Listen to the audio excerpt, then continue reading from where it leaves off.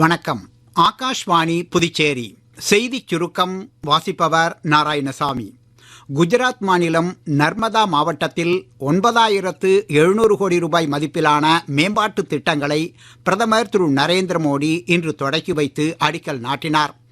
பழங்குடியினருக்கு அதிகாரம் அளிப்பதற்கு முக்கியத்துவம் அளிக்கும் வகையில் உள்கட்டமைப்பு, சுகாதாரம், கல்வி மற்றும் பாரம்பரியம் ஆகியவற்றில் இத்திட்டங்கள் செயல்படுத்தப்படுகின்றன. நாட்டின் சுதந்திரத்திற்காக பாடுபட்ட பழங்குடியின தலைவர் பிர்சா முண்டாவின் பிறந்த தினம் பழங்குடியினர் பெருமை தினமாக இன்று கொண்டாடப்படுகிறது. இந்நாளை ஒட்டி குடியரசுத் தலைவர், குடியரசு துணைத் தலைவர், பிரதமர் உள்ளிட்டோர் பழங்குடியின மக்களுக்கு வாழ்த்துக்களை தெரிவித்துள்ளனர். இந்திய சர்வதேச திரைப்பட விழா 2025 வரும் 20ஆம் தேதி முதல் 28ஆம் தேதி வரை கோவாவில் நடைபெற உள்ளது. இவ்விழாவில் 80க்கும் மேற்பட்ட நாடுகளைச் சேர்ந்த திரைப்பட தயாரிப்பாளர்கள், விருந்தினர்கள், இந்தியா மற்றும் வெளிநாடுகளிலிருந்து 270க்கும் மேற்பட்ட திரைப்பட வல்லுநர்கள் கலந்து கொள்கின்றனர்.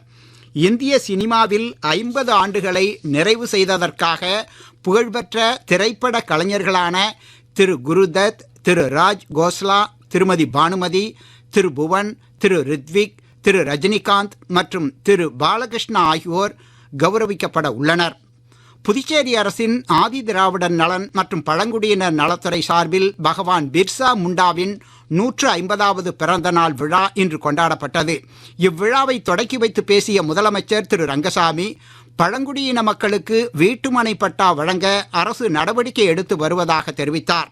புதுச்சேரி அரசு மற்றும் பொதுமக்கள் சார்பாக ஜனநாயகத்தின் 4வது தூணாக விளங்கும் பத்திரிகையாளர்களுக்கு தேசிய பத்திரிகையாளர் தின வாழ்த்துக்களை தெரிவித்துக் கொள்வதாக முதலமைச்சர் திரு ரங்கசாமி கூறியுள்ளார். மத்திய அரசு மற்றும் புதுச்சேரி அரசின் செயல்பாடுகள், மக்கள் நலத் திட்டங்கள் ஆகியவற்றை நேர்மையாக சமூகத்திற்கு கொண்டு சேர்ப்பதில் அவர்களுடைய பணி பாராட்டுதலுக்கு உரியது என்றும் தெரிவித்துள்ளார். இத்துடன் இந்த செய்திச் சுருக்கம் நிறைவு பெறுகிறது. வணக்கம்.